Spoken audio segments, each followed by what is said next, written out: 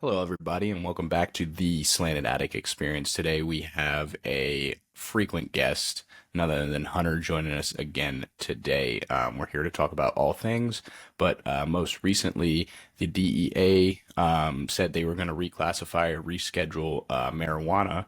That was an announcement this morning, and a couple of comments in some posts that I've read into about just a tad.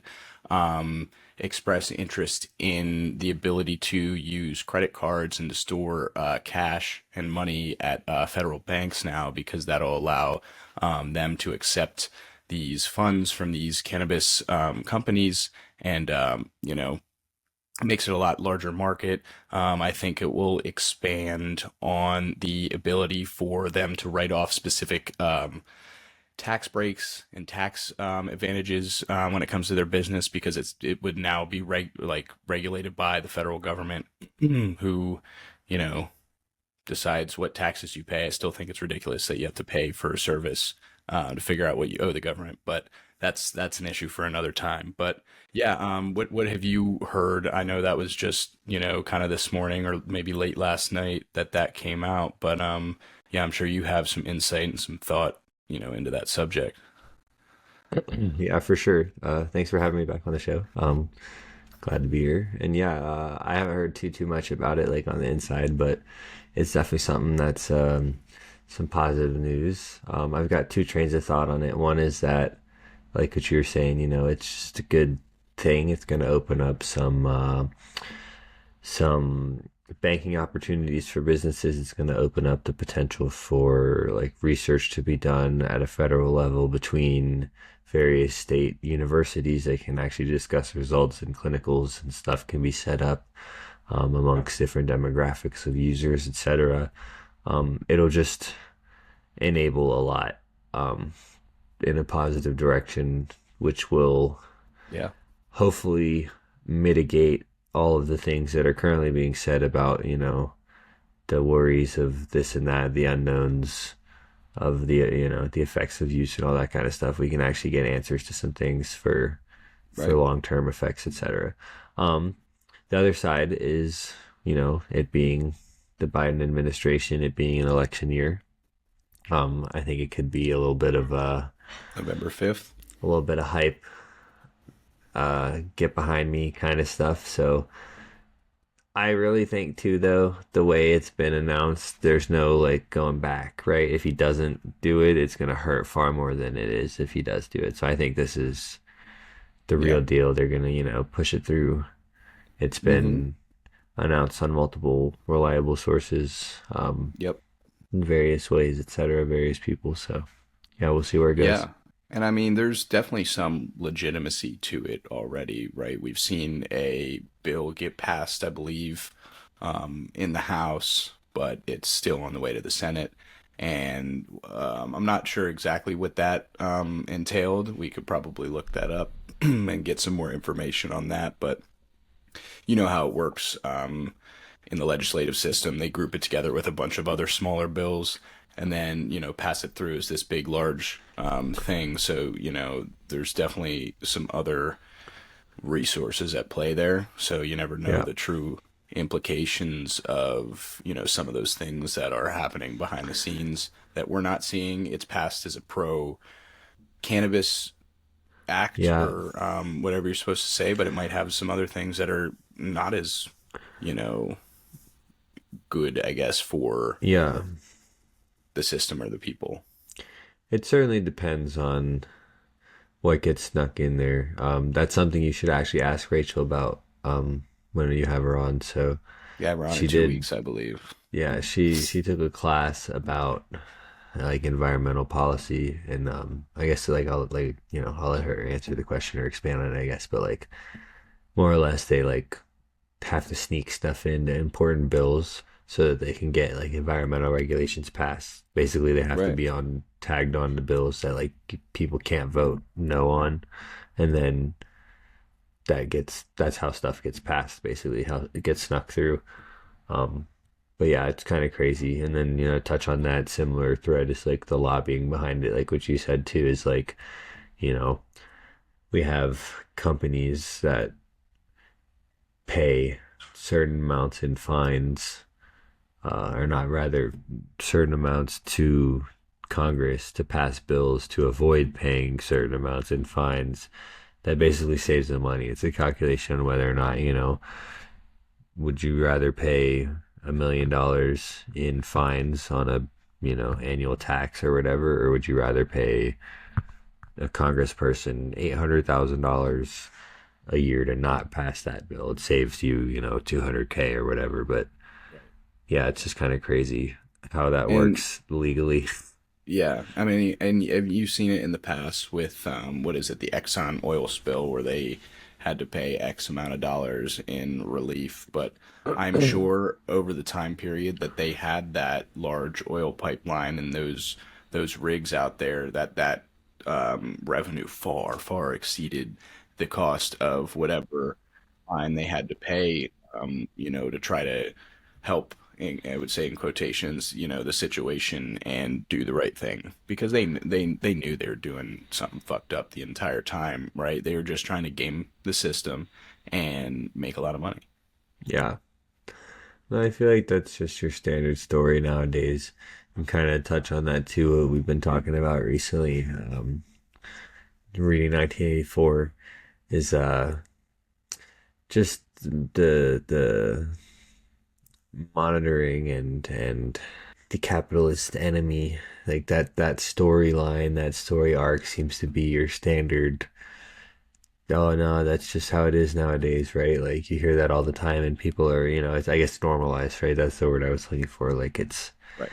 it's become so normalized to hear that, oh well, it's just corporate greed. What are you gonna do? Or just, it's called running a business. It's like, no, it's just a cultural, you know, mistake we've made that we've allowed to continue and be taught and be rewarded even in certain levels. And it's really a shame that it's gotten so ingrained in this ideology. I don't know. And it's partly too, like, right, people have to survive, but that's turned Sure. from like a survival into like this hustle culture that we've seen, and like gotta Hmm. grind, gotta not no sleep, no stop. It's like, no, we need rest and we need play and we need proper food and health, and it's all a balance, right? And like that's been known by other cultures for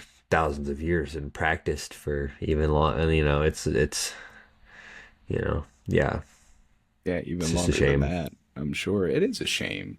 The systematic, what do I call it? The interruption of the global elites or the rent-seeking elites. 1984 does a great job of. Well, the book was written in 1949. Funny enough, I mean that is what 80 years ago, 84 Hmm. years ago, 85 years ago.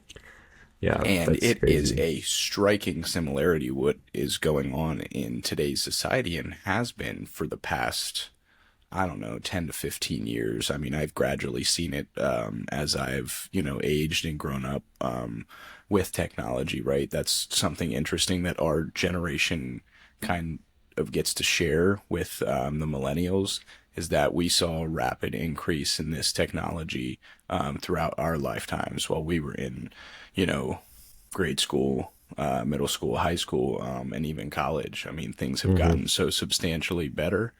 And to back to 1984, them monitoring every move, the whole what is it, hate minutes or hate hour, and they Yeah, they bring everybody into a room and all they do is engage your anger and make you feel so they strongly towards the opposition, right? yeah, and trigger certain And responses and yes. feelings, and it's all psychological and manipulative. Hmm. But you And see that now with like advertising and stuff. It's real. It's not like it's, yes. you know, maybe back then it was like, oh, what's he talking about? But we have that shit now. Yeah, 100%. And that's the scary part about that book. Yeah. I mean, dude, I was terrified after I finished it. I was like, "Holy shit." I mean, the amount of similarities there are to modern culture and the way things work. I think it's important for that to be labeled as a culture and not necessarily a government system or a, I don't know, something like that. Because you see throughout 1984, I guess maybe throughout the whole thing, I don't think it's quite as much a governmental system as it is a cultural shift to those ideas being the norm of society, kind of how you put it earlier. And Yeah.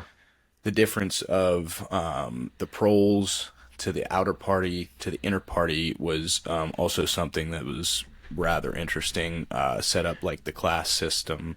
Yeah, They're always reaching exactly. for something slightly better, and the society lets them achieve that to making them think, Right. they can jump the gap. And precursor, I guess, for everyone listening to, I read about half of it this morning, so I have not finished the book yet. I'm working on it, but um, it just resembles everything going on strikingly. And The first half of the book, I think, does a phenomenal job setting the plot and building the character.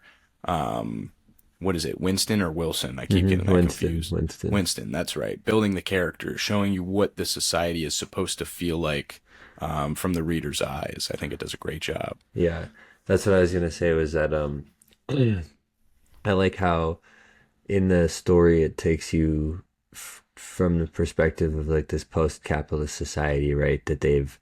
Right. That capitalism was this evil, this problem, which is something we resonate with now in real life. But then in the book, what they're actually experiencing is this like communist, socialist hellscape government, whatever, dictatorship, whatever you want to call it, right? Party, Overwatch, I don't know, maybe like a China type setup, but like it's not truly communist either because of the way they don't distribute things properly and evenly and that kind of Right. stuff, right? So it's all demonstrating the fact that like no one system that has this like strict rigidity is the way to go. We need to take a little bit of that one and some of these ideas and some of that and be advanced. We need to take those and progress and make a new system that works for everyone because we do have people of all types and colors and cultures here, right? And that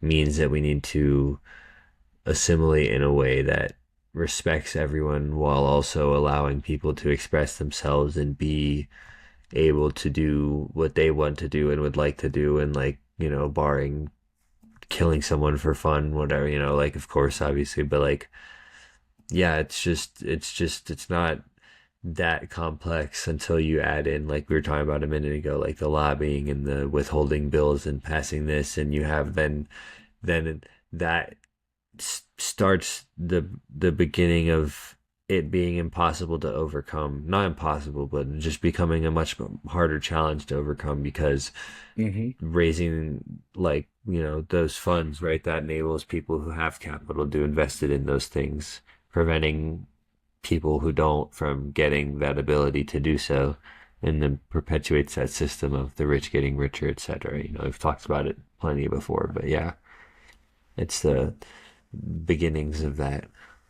Yeah, I mean, I do love to talk about it because it being a capitalistic society and a capitalistic country, um, money governs pretty much everything here. So it's important where the distribution of the wealth is. I think in our modern society, and we see it's with the very few. And how do we truly propose something to what's the word I'm looking for? Like kind of not necessarily stop it, but show others that this is the truth, this is what's happening, and these people are not looking out for you. They're looking out for Hmm. their own self interests, and in order to promote their lineage to their son or daughter or children and Yeah, how do you grandchildren, they don't. expose that? Right, they don't give a shit about us. All they want is to, multiply more wealth and acquire more things and, secure that foundation. And it's just getting wider and wider every day, I think. Yeah, no, it's certainly tough, and there's definitely levels and layers to it, right? Because you can look at people saying like oh, you sit here and complain on a podcast with the PC and that kind of stuff in America where we have our cars to go to work or whatever, right? Like Hmm. there's definitely layers to like our luxuries and our levels of comfort and lifestyle, but Absolutely. like that doesn't negate the fact that like what we've talked about before too, we can advance from that still. That doesn't mean that this is, oh, right. I'm not thankful for where I am or what we have, but it's about what they're not doing to make it that much better for everyone, not just for me, right? It's not, I don't want Right.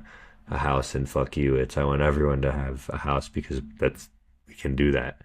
It's Hmm. just, you know, it's just not difficult to regulate those types of things. And then people, throw in your face, oh, communism, socialism, blah, blah. It's like, what do you mean by that? Is that actually a bad thing when implemented to a certain degree? Again, also with regulations and restrictions. This is not full blown take away what we have and do this now. It's again take a little bit of what we have away and add a little bit of this here so that it's more balanced and fair for all involved. And that's not to say you're going to take away directly from people like Right. repo man's going to come and take your car. It's not like that. Yeah. It's just that like yeah, I don't know. We produce and have plenty of excess. So, Hmm. And, this situation has been happening for hundreds, if not probably thousands of years of the traditional class system hmm and a lot of the wealth being a conglomerate towards the top. I think that's how a lot of large civilizations of the past operated. I mean, we can see that in the Roman Empire, which is a glaring example of a small amount of people acquiring all the wealth and everybody else living in, what's supposed to be the greatest age, ever in existence, right? hmm And they're living in filth. Not to say that their quality of life was terrible compared to other people around the world, kind of similar to your argument, right? hmm You can't subjectively compare those two things, right? You have to think about the entire system itself, I believe, Yeah. and how that affects other world items or foreign relations and just human Yeah. interaction. No, that's what's insane about the dynamic like range of all that stuff too, right? Um, like right now, you have people going to work in auto driving Tesla Ubers in New York City, right? And at the same time, there's people living in, you know, North Sentinel Island eating coconuts and hunting boars with arrows. Like that, that exists right now, today, at the exact same moment. So, like, who's to say what's better or worse, or what's right or wrong, or who's got, yeah, the best way to do it? Because they're both alive. They both can eat food and sleep and have community. Oh yeah. So it's just, a Yep. spectrum of which degree you want to settle on. Yeah, and I think that's what makes Graham Hancock's Ghibli Tepe and what is it, the Younger Dryas Impact Theory so Yes. enthralling to me because we currently coexist with hunter-gatherer tribes that have never seen a cell phone or even probably a watch or any of the remotely smallest bit of technology, that most countries have, even if it be a first or third world country type of deal. So Mm-hmm. that's what I think gives some sort of argument or validity to that.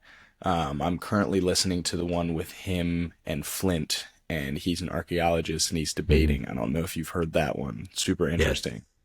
Yeah, Yeah. I did listen to that one last week. Yeah, it's super good. It's kind of long, but I'm not sure if I like that Flint dude. I think he seems a tad arrogant and dismissive of what Rogan and Hancock are saying. I agree. I don't, I'm not an expert on Right. Yeah. So it's what hard they for me to have. say. I have taken college level courses about geology and geography, so can speak to it on the levels I On that understand level, it on. But didn't we take geology together? yeah, we took the lab Yeah, together. that's right. That was that's my one of my favorite like academic memories from school is Oh, we absolutely. had um I had the jewel, the vape, and we Hmm. used it on a rock test to test which ones were magnetic That's because we right. had to guess based on like the visual of the rock, but I had one in my pocket so we could actually check it with a magnet, and we got them all right, obviously. That's So so funny. I forgot about that. yeah, good times. Oh my God. Who That's said they're not hilarious. useful? That's right. That's right. For some reason or another. Um, but yeah, I thought that podcast was very good. I've got about 25 minutes left. Yeah, Yeah, I mean I can't disagree with anything that the archaeologist Flint was saying. Excuse me, I forget his last name, but Flint Dibbles. um Flint Dibbles? Yeah, Flint Dibbles, that makes sense. that was Um actually what it was too. oh yeah. No, I believe it. But anyway, he just seemed a little bit arrogant and, totally dismissive of the factual evidence that Graham was trying to bring up. Not to say that he was wrong in every circumstance. He was probably right Mm, about a lot of those things. He's a professional in his field, right? So he's got to have, some sort of knowledge of a lot of those subjects. And he talked like he did, yeah, no, So for sure. And I think to a degree, like everything, even at their level of education and understanding and experience, right?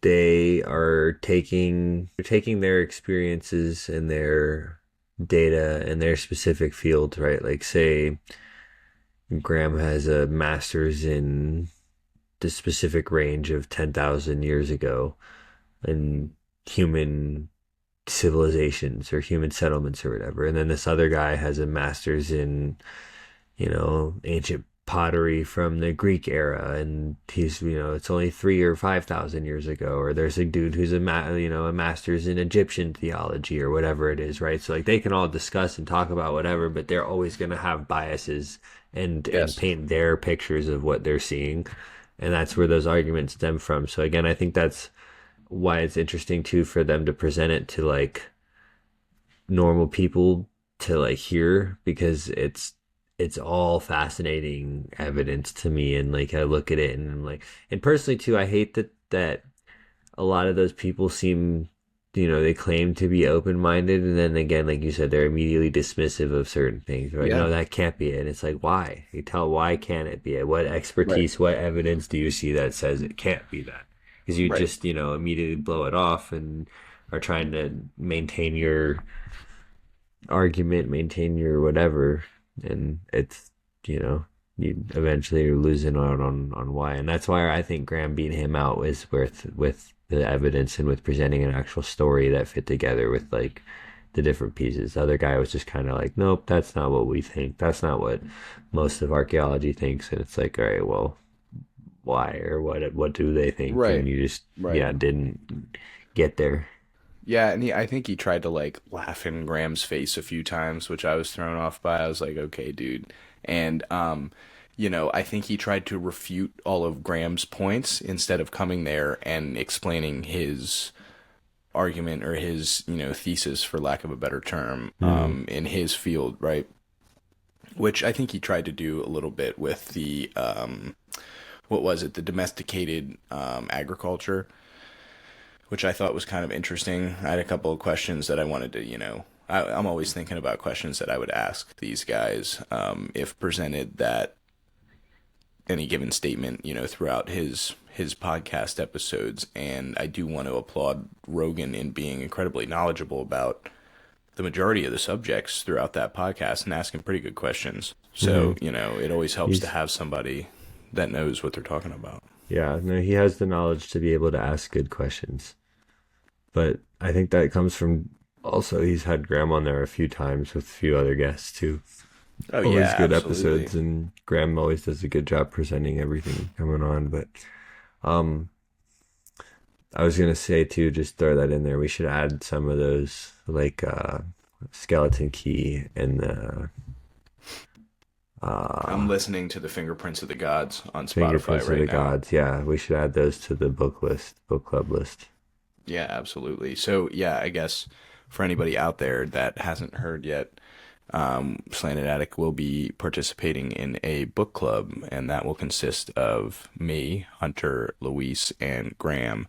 And maybe in the future, if anybody picks up interest throughout the guests that I've previously had on in our friend group and stuff like that, we could potentially add them too. I don't know the limitations of the recording software we use, so we might be capped at a specific number, but it would be cool to include people to follow along. There are a lot of good books out there, and I think we are continuing to move in a direction further from the natural world, and literature is a large piece of that, in my It, opinion.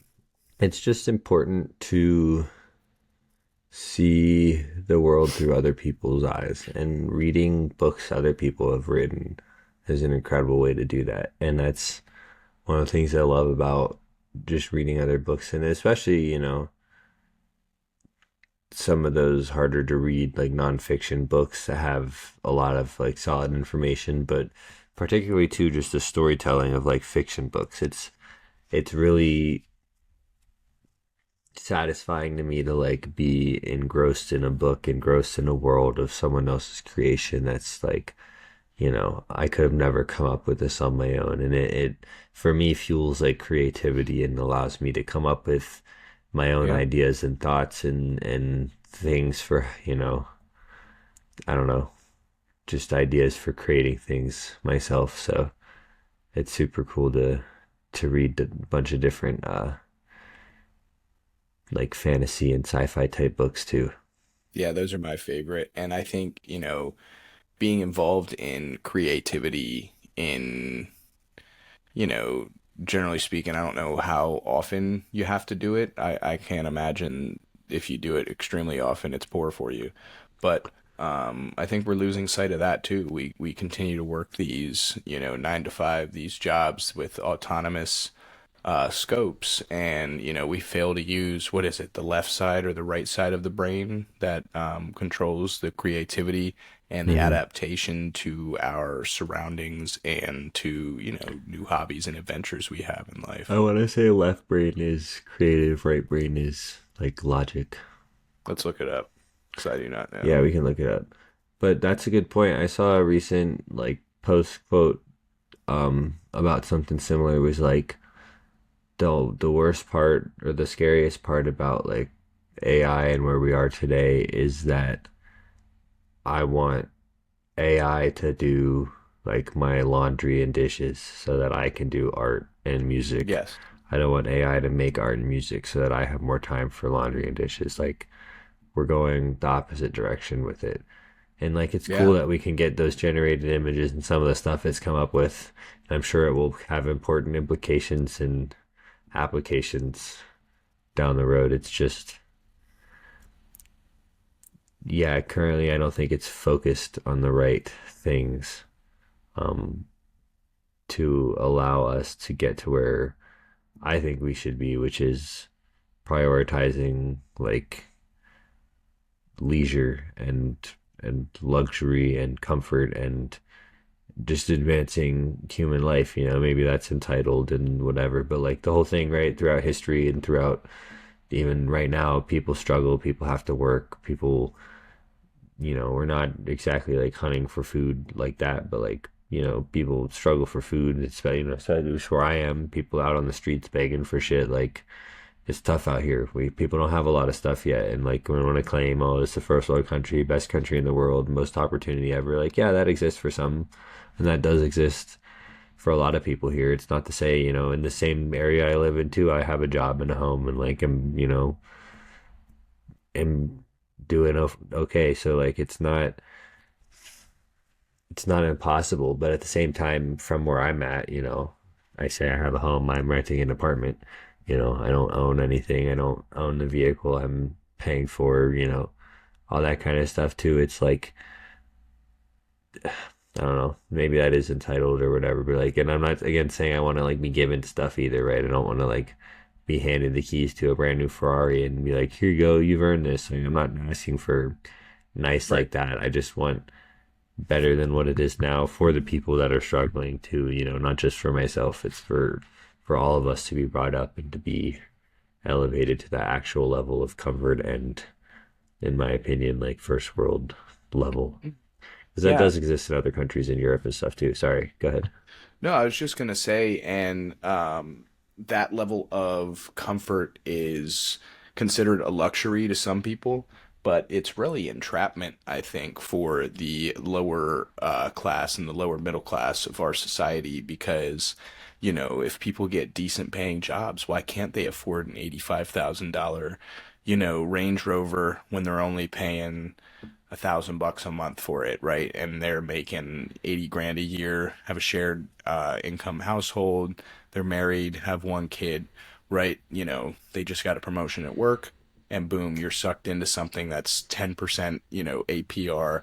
You're making, what is it, 300 $300 payment on the principal, and Hmm. 700 of it is interest every month. And then, when you go to trade that car in after 8 years or 10 years, and it's only worth 24,000, but you still have 42,000 left on that vehicle, what happens to that? That gets compounded into the next vehicle loan, that you take from whatever bank Yeah, is, do the same thing for a new $80,000 car that you can't exactly. actually afford.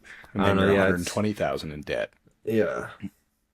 Yeah, I so I don't think know. the system like that is kind of flawed, and it preys on, people that may not be that financially independent. And you see that with like the mafia and loan sharks and stuff like that. It's been around for a Yeah. long, long time, but Speaking of some of that too, I was listening to your episode with Jason. I want you to teach me about stocks and stuff and show me what to like start with. Because I don't absolutely. even have like an account on an app, so I want to like get started on that. Okay, well, I mean, this is a pretty good time. I can kind of lay out for what I think would be a Yeah, go ahead. Give us a rundown for good. beginners. Yeah, I have a portfolio that's rather risk adverse. I invest in a lot of mutual funds and long-term exchange traded funds that are made up of a lot of, S&P 500 companies, which is, oh, I can't remember what the S&P is or stands for, but it's basically the top 500 companies performing in the US. And some companies move in and out of that latter half, but Yeah. the top 50 guys are always there. Top 100 guys are always there, and those are the blue chip stocks. So I do trade some of those, and currently I have two brokerage accounts and a 401k. I trade, you know, blue chips and other, single stocks in the short term account, and I have significantly less cash. That makes up about 20% of my portfolio, and the other 80% are invested in long term assets, Goldman Sachs, exchange traded fund, Vanguard Total Index Fund, and these are large mutual funds that are a conglomerate of these large countries and pay out dividends and have generally a lot lower risk for your money. Can you have like the Goldman Sachs, the VTI, the Fidelity one all on one app, or do you have to have It each just one's? I mean, it just depends. I use E-Trade, and E-Trade allows me to buy Goldman Sachs and Vanguard, but I don't think I can get the Fidelity fund. So it depends if your employer has 401k and matches you with Fidelity, then great, you can invest in the 2060 retirement date fund, which is usually fine. If you don't, you set it to about 30, 40 years when you expect to retire, and typically that'll do okay for you.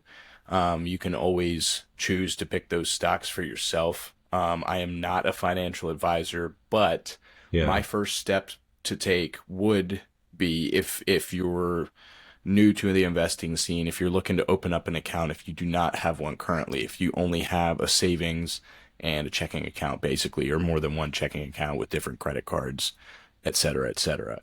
My first suggestion would to be is, you know, evaluate your age and your risk tolerance, right? Can you afford to be putting a lot of money into saving for retirement now? Do you not have a lot of expenses like a car payment, a house payment, student loans, children, a cat, dog? What are the expenses in your life and what can you financially contribute to, saving for retirement?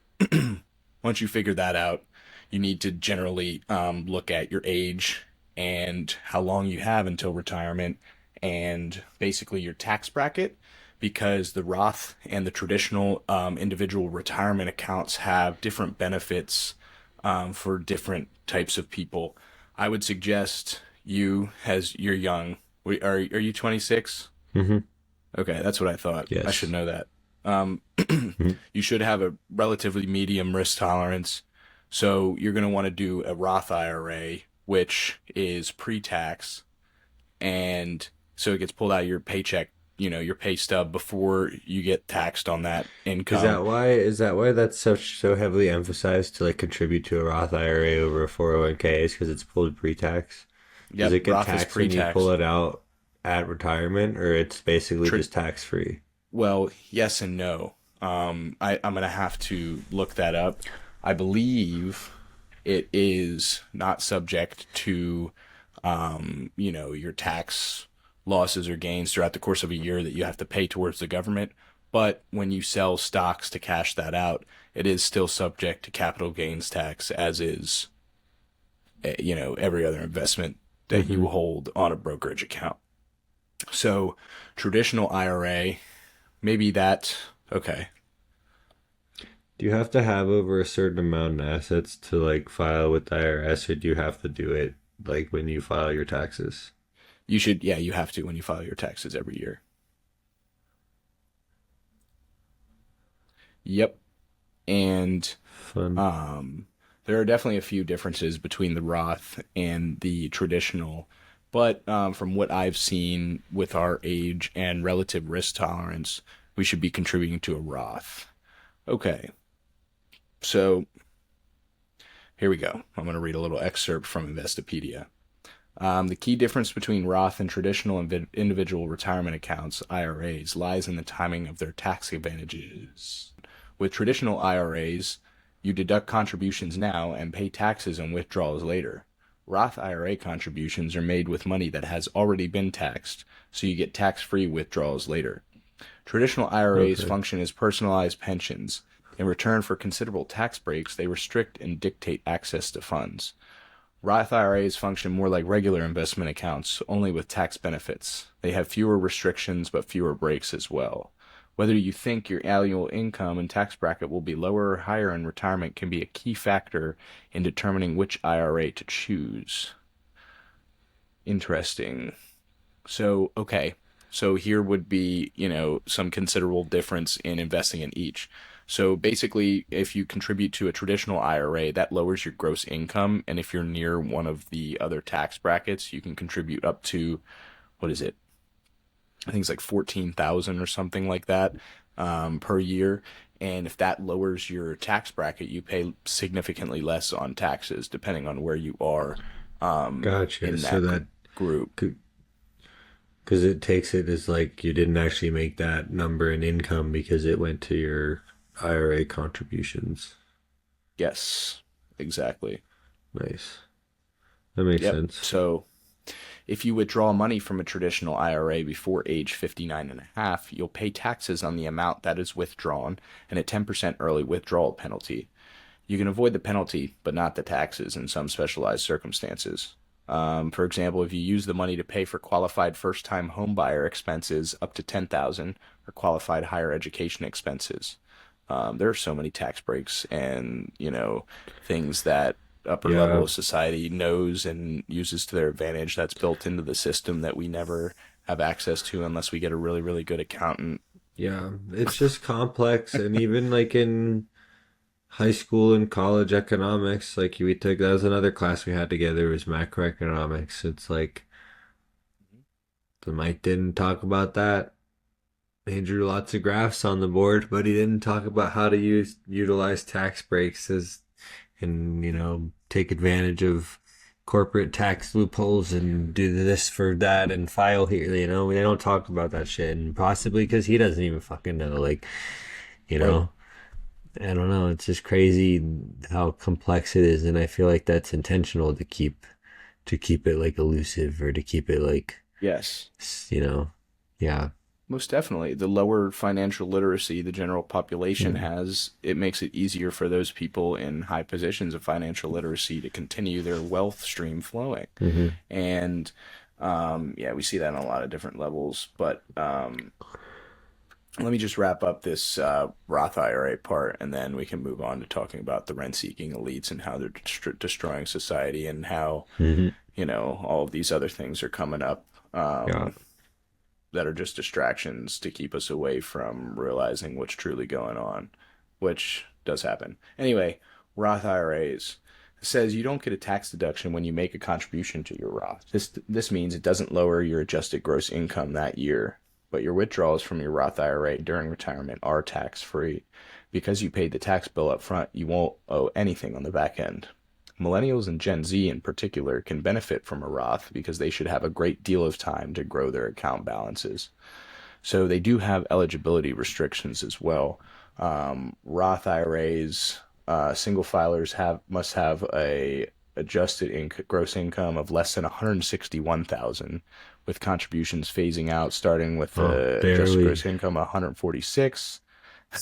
Married couples must have modified adjusted gross incomes of less than 240,000 to contribute to a Roth, and contributions phase out starting at 230K.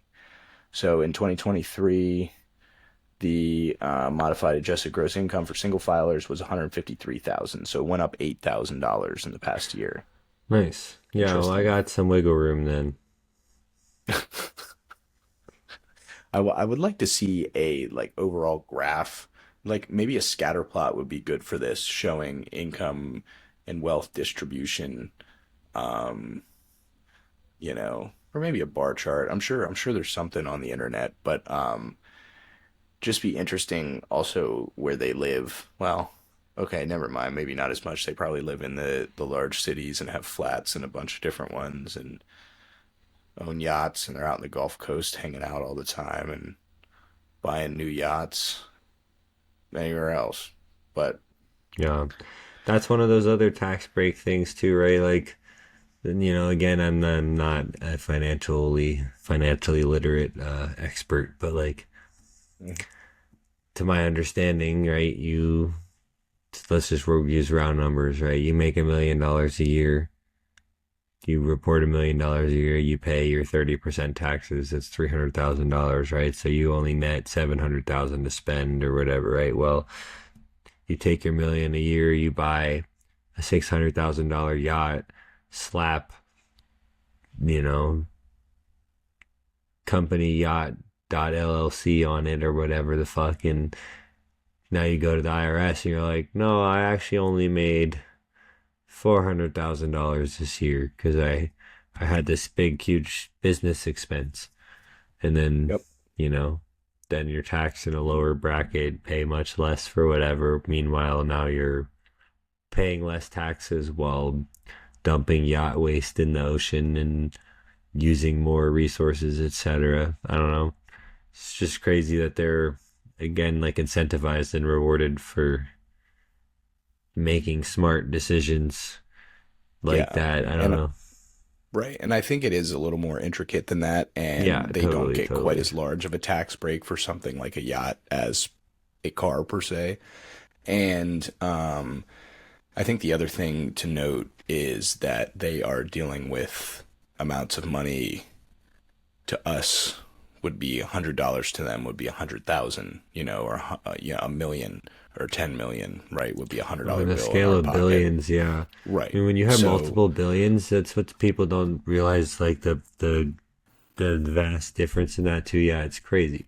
The billion is 999,999 millions.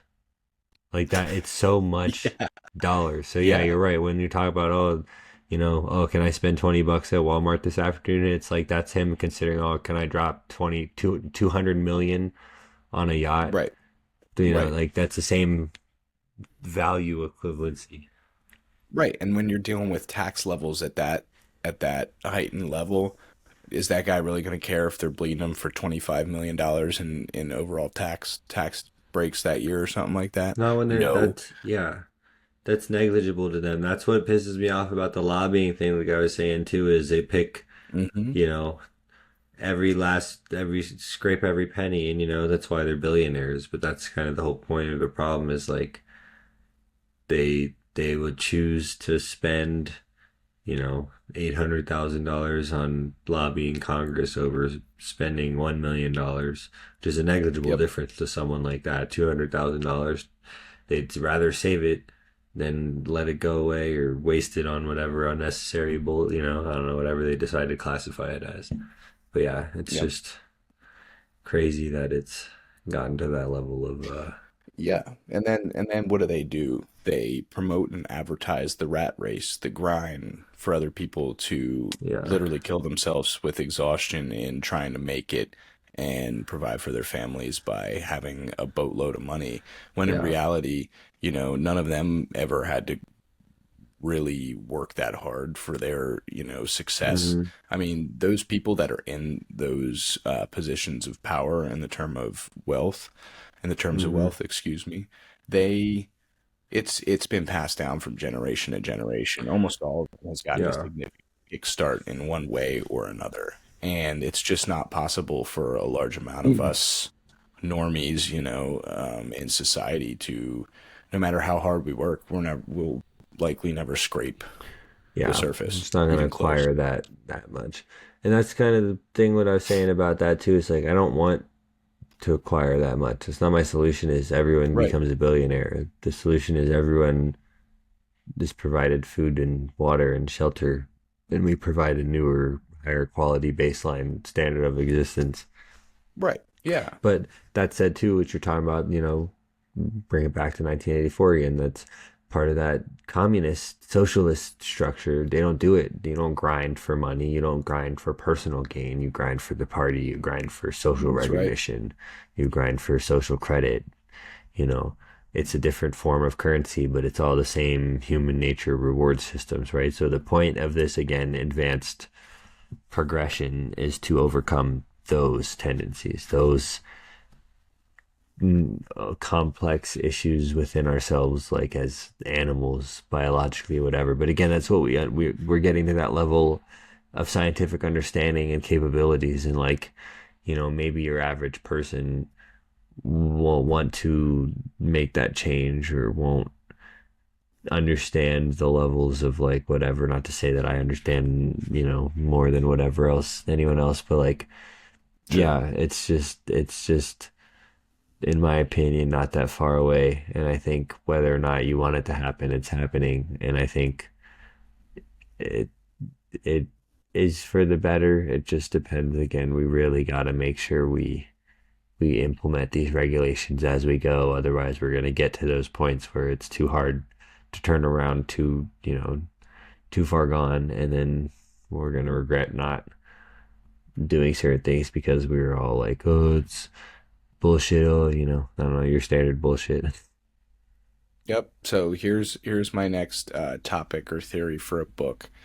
All the billionaires, all the rent-seeking elites get on spaceships. They fly to Mars. They create a euphoric society, right, where everybody's super wealthy and it's the best of the best and it's the most Mm-hmm. beautiful people and the rich people. And down on Earth, this could happen in what, 15 years ish, right? Mm-hmm. No, maybe a little bit longer down the road. Everybody back down on Earth is struggling in an incredibly deprived and degraded world where the environment's no longer good, all of the water is poor. Mm-hmm. You have to go through excessive methods every time you want drinking water or food.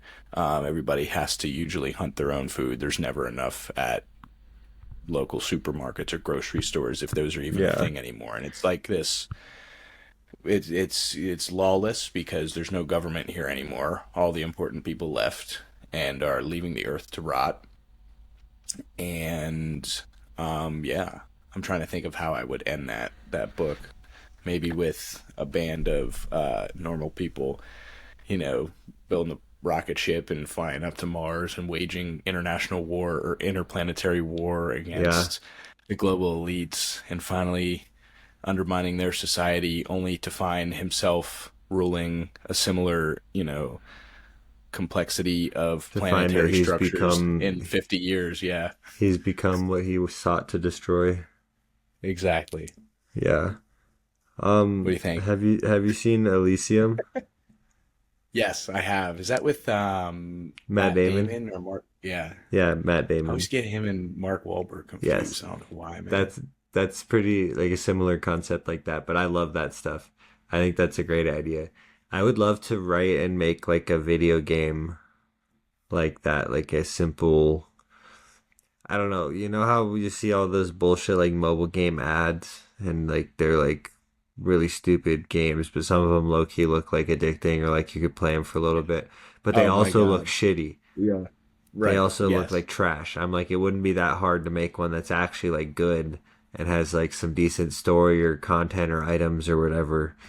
And I think that'd be a pretty sick way to like maybe get some ad revenue and or just start a portfolio of like, oh, I made this app or two and it was pretty successful. Hire me to be a developer or whatever. I don't know. I can't code shit or Yeah. anything like that. I'm just speaking on my ass, but Sure. I mean, I read something recently that the next couple integrations of AGI in the form of Chat GPT, and I forget what the other ones are called, they might be able to code from humans inputting English to code various internet languages for stuff like that.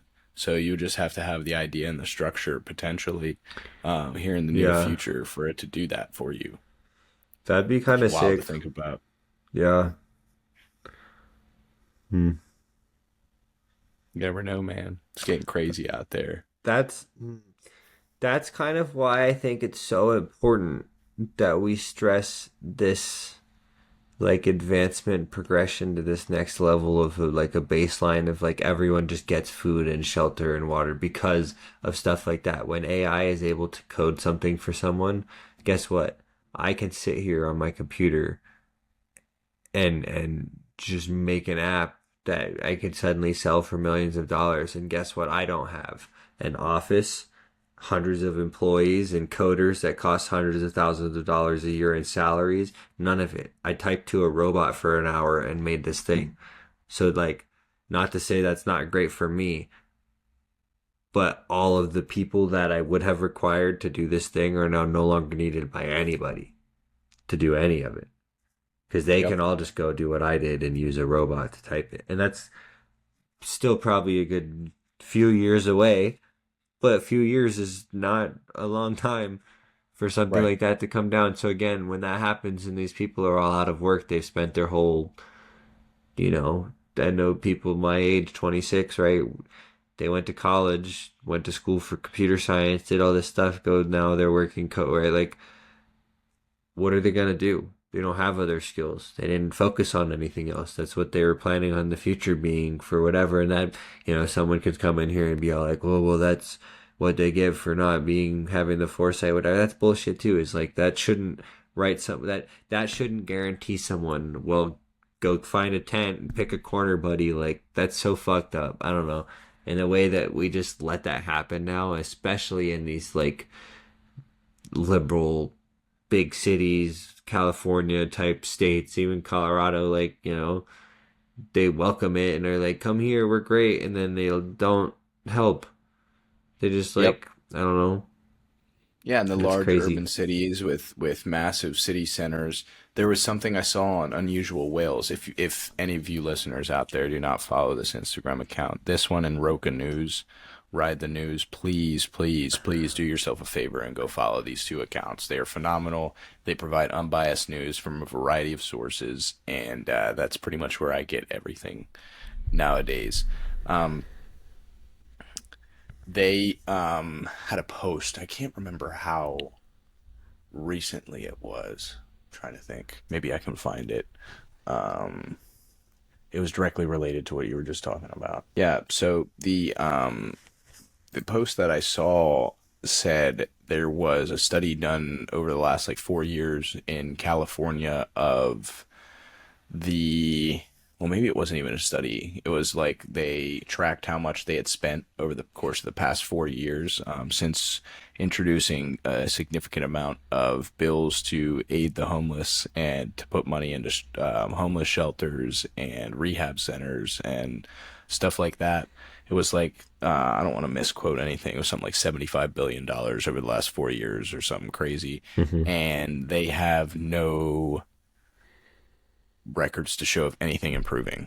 And if something like that is happening in Los Angeles and in California, one of the most populated states in the United States, what's to say that can't happen other places? Like what is the real solution if not to give people basic human needs? Well, You know here's what I here's mean? Like, and take it even further. Again, not an expert on it, but that's 75 billion over 4 years going to a state that's domestic for American citizens to be aided, and it's showing no results. What the fuck are you supporting them sending $80 billion a month to Ukraine for? Where do you think that's going? Who do you think that's helping? It's like this money that they don't have when we need stuff that they all of a sudden have when they want stuff. right. It's just, it's insane that they do it right in front of our face in a day where we have it on camera and we have recordings and audio and emails and everything is in, we have evidence. Then they look at us and are like, nah, oh well, oh no, what are we gonna do? What do you mean, what are we gonna do? You know, Yeah, don't want they to know what put they're gonna Slanted do, Attic on a bro. watch list, but we got to bring the guillotines back out and get They're some gonna put heads us on a rolling. watch list anyway if I ever get any sort of backing and Yeah, following any because I traction. oppose the current system. Yeah. Yeah, we'll But get hey, there. man, I mean, I feel like we haven't said anything ridiculous on here that hasn't been said, I'm sure, on the internet Oh, before by hundreds of a times. prominent user. So Yeah, I'm not that absolutely. worried, to be honest with you. No, and But I'm not calling for action. Just saying it's right. quite obvious what's going on. I talk to people about it all the time too at work. People I meet here, our friends, gaming, everything like that, right? We see it all the time, and it's like, I don't know, people are waking up and looking at it and are like, hey, what the fuck is going on? What's this about? Why is this happening? Who is doing this? And we're asking good questions, and I think like private investigative journalism have gotten better, and they, like, again, with the ability to have all this evidence recorded, videos, emails, like, it's hard to hide nowadays, like, what's going on from all of that. So Yeah, 100%. And here's the post I was referencing. It was 24 billion, not 75. I'm sorry. it's close. Right. Yeah, I mean 50 billion off. I mean just a tad, right?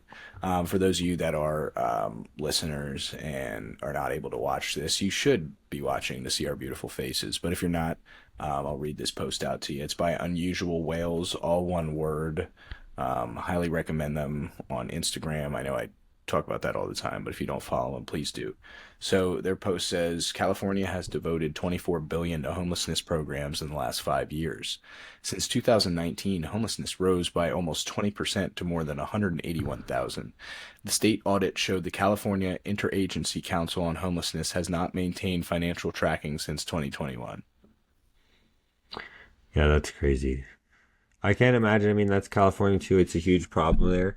I feel bad just for the people involved too, because like a lot of them struggle with things and don't exactly want to accept help, but a lot of them too are just in shitty situations. Specifically comes to mind, like, Right. I was in Hawaii last year, and like there's people there that are homeless, and I mean, it's a 5 hour flight to a fucking island. Like, where are they gonna go? Where are they supposed to go?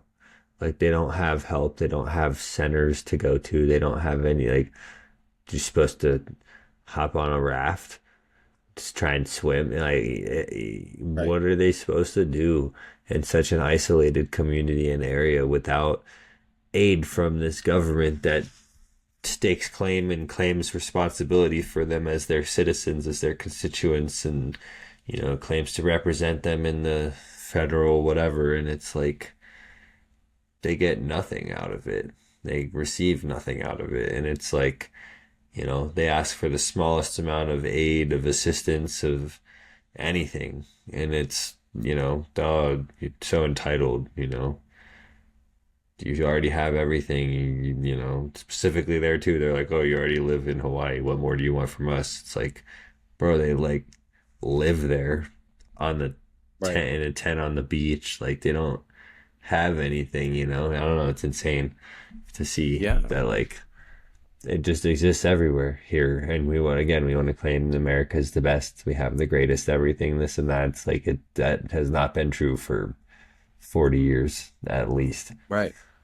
Right. And something important I also want to call to fact is I don't want to get anybody excited about, the current system, like pull yourself up by your bootstraps. The large belief of, the older generations currently in the US. Well, if you have a first job and it's only paying $10 an hour and you need to make rent, why aren't you working two jobs?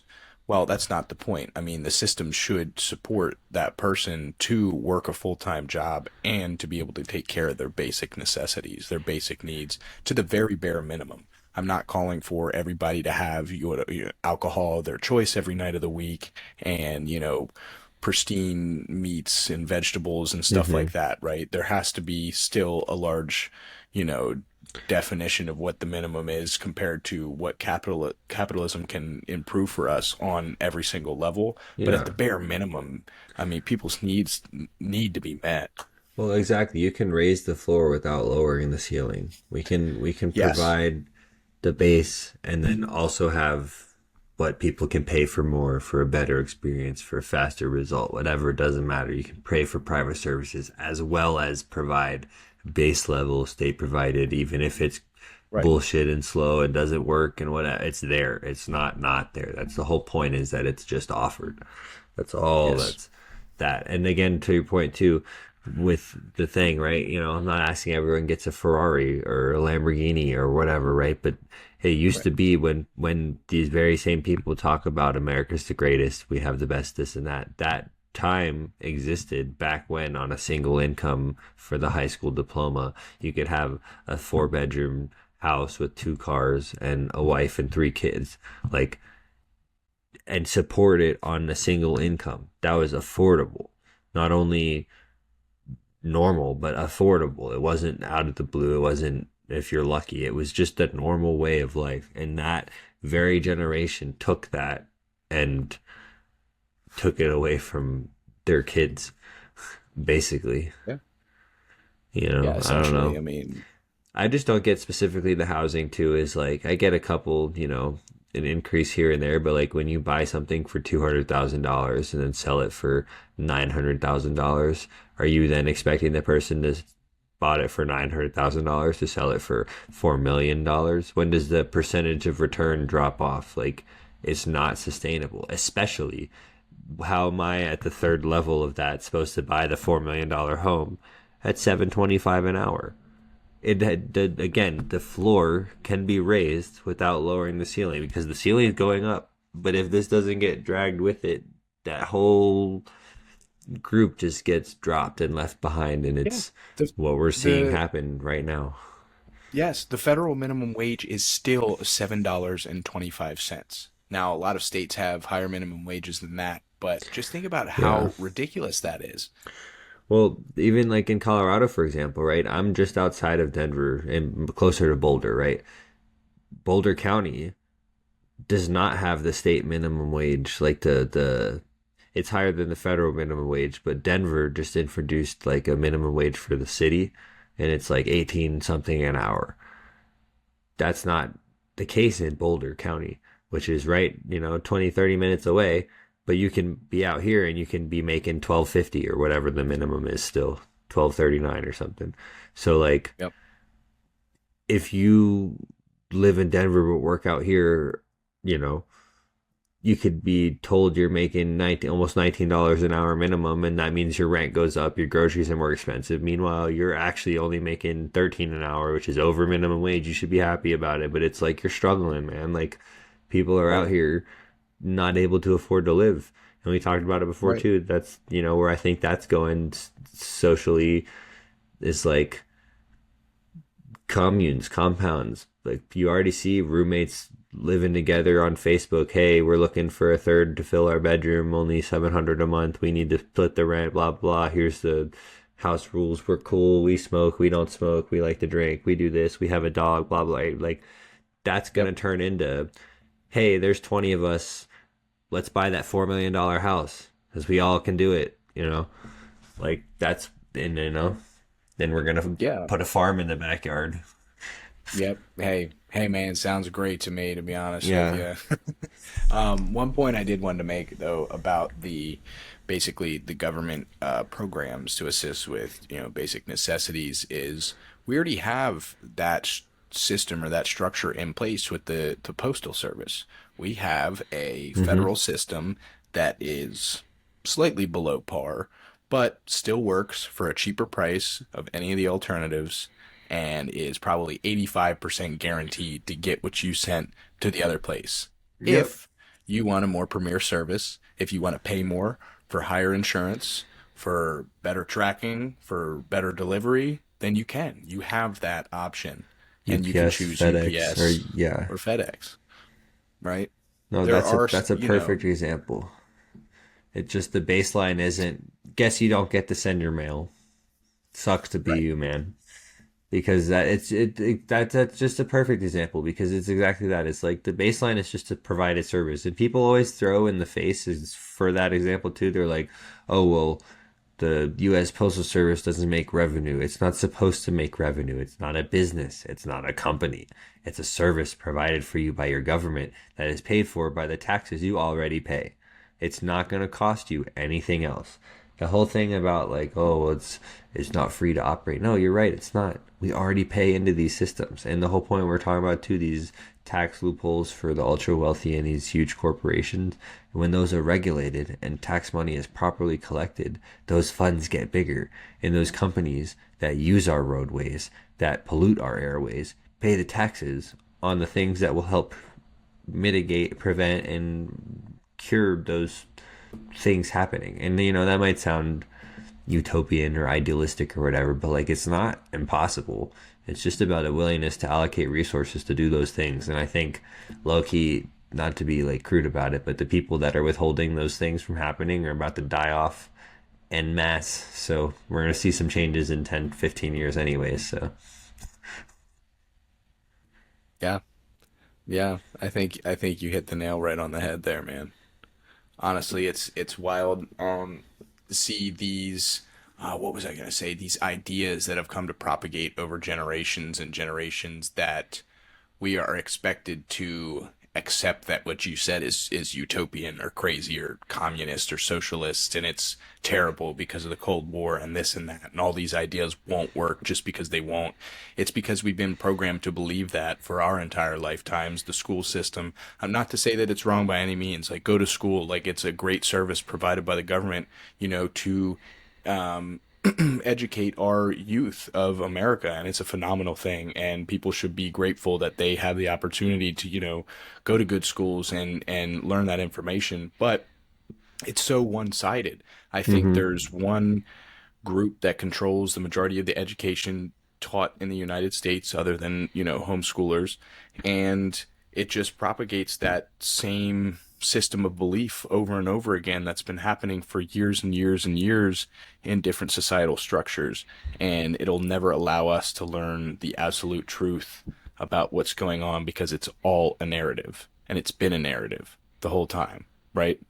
Yeah. A great example I think they were talking about on Graham Hancock, the Graham Hancock episode was about Quetzalcoatl and how when the Europeans came to Spain, the image of Quetzalcoatl, which was a revered god in their religion, was changed from a dark skinned person to a light skinned person. And then now that's what's in our history books, right?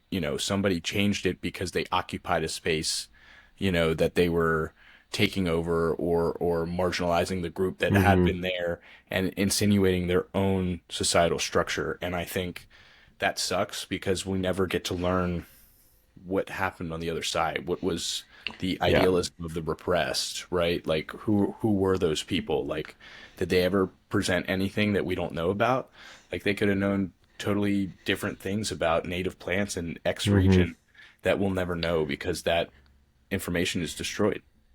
That's one of those things about Graham Hancock's like theories too that they dismiss so easily is like he's not out there claiming they had spaceships and used gasoline engines and Right. had iPhones in their pockets. Like that's not the evidence we're looking for talking about advanced this and that. And it's like who's to say maybe they did have certain technologies that we can't even fathom because we took a digital route and Right. there's that's the kind of thing when I say like they're not truly open-minded. They don't actually think about anything that could be possible. I don't know. And then you see that a lot too in like, when I was a kid, would watch the Science Channel, they would say shit like, this planet can't support human life. And it's like, okay, well, the humans evolved on Earth for millions of years to breathe oxygen. Who's to say this, lava vent amoeba didn't evolve to live at 700 degrees and breathe ammonia? Like maybe it's not supportive to human life, but that doesn't mean there isn't life there. There's something Yes. possible is like, I don't know. Yeah, and I think that is the largest issue with not only science but collective society is the inability to be open-minded and listen to other people's opinions and accept that you're wrong. Hmm. I think that's something important that I preach on this podcast. I don't know how many times I've talked about it with the guests that I've had on, but I'm like, tell me what you think because maybe that'll change my perspective.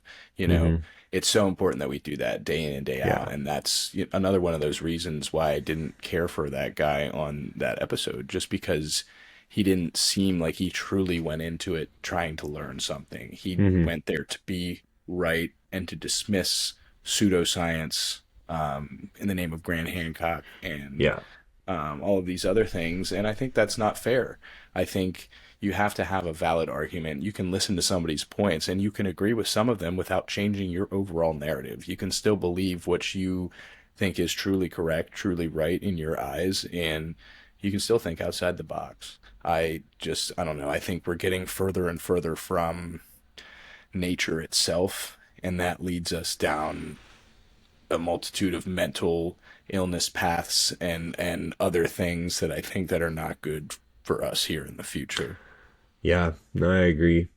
We can maybe save that for another episode, but yeah, that leads us into Yes. the whole anxiety and depression and all the stuff going on in today's stuff. And that's actually I'll add that to this for another episode's topics. But yeah, Yeah, um, and something I quickly want to say about that is I think we don't really talk about it enough. I think that's not something we see day in and day out and on our social media feeds, and that's not what we talk about with our coworkers and our friends and sometimes our partners. And um, that's not a normal thing. I think when humans were more tribal and less into large civilized societies, we didn't have these anxieties because everybody was collectively a team and living at one with nature. mhm. And as we progress, I think that needs to be taken more seriously, um, because nobody wants to talk about it. I feel like Yeah. nobody ever hears about it. Kind you of know connecting dots too with like the commune thing and people living in with roommates and that kind of stuff. That stems from that human nature, from what we're meant to be in is these small groups of 50 to 150, 200 people, right? Like you're not meant to live in cities with millions of strangers. And that's not to say that that can't be enjoyable if we have that in mind when creating a culture and society and influencing the way we live like on the daily. But when we have these situations on your daily commute where you're constantly stressed in traffic and then you're met with strangers at work in an office building, you get in an elevator and you go, your company's on the left side of the 23rd floor, but You know, you're in an elevator with 60 people you don't fucking know, you've never talked to, you're never going to see that guy again because what are the odds you're at the elevator at the same time again? Like, you know, that kind of shit. You don't form these communities, these connections. And like, we're lucky we have these Hmm. conversations and have a friend group where we talk like this and have discussions like this. Even before we started recording it, I mean, we've done this shit for years, just fucking sitting in a circle, Yeah. you know, chit chatting at a fire, hanging out after party, doing whatever, playing games even after we moved away, and you know, we Yeah. have these conversations all the time. Yeah, it's super important. And that said too, I imagine most people have something like that with their groups and with their people, and they, you know, even if it's just their one best friend or their partner or whatever, right? They have some sort of discussions about the happenings of themselves and of the world around them, and that's so important because that, on an individual level, is what contributes to this greater force of us changing, like as a society, as a culture, on the like on you know the species level, the evolution, Right. you know, evolutionarily, that kind of stuff. So that kind of scale. Yeah, and I think we're going to end it after that. That was a beautiful way to wrap it up here. Yeah, And for sure. as always, dude, I really appreciate you coming on, spending an hour and a half with me, shooting the Yeah, shit. totally. Always interesting. For everybody out there that has not heard Hunter before, after this one, I'm sure you'll want to come back. So we're gonna have him on again. And Oh no. for those of you that right, yeah, it's terrible. For those of you that don't follow us on social media, you can find us on Instagram. We're at the slanted or at Slanted Attic. I'm sorry, and we're the Slanted Attic Experience on YouTube, Spotify, Apple Music, and wherever you get your podcasts. Awesome. Thank you guys for tuning in. If you made it this far, let us know what your favorite toppings on a hot dog are. So we'll see. We'll see who makes it to the very end. Tweet at Chili us cheese at and Slanted onions. Attic. Chili cheese and onions. There we go. Hunter's already in. Yes, All right. sir. Well, thanks for being on here, man. Appreciate it. Yeah. And then we'll see everybody on the next one. Thanks for listening, guys. Goodbye, everybody.